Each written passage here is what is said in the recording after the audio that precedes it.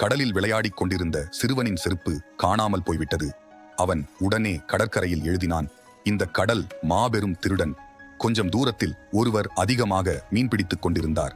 அவர் நினைத்ததை விடவும் அதிகமாக மீன்கள் வலையில் சிக்கின. அவர் அக்கடற்கரையில் எழுதினார், இக்கடல் பெரும் கொடையாளி. அதே கடலில் ஒருவன் நீந்தச் சென்று மூழ்கிவிட்டான்.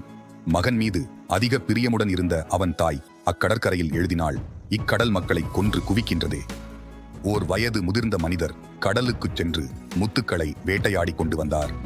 அவர் மிக்க மகிழ்ச்சியோடு அக்கடற்கரையில் எழுதினார், இந்த கடல் ஒன்றே போதும், நான் ஆயுள் முழுக்க மகிழ்ச்சியோடு இருக்கலாம்.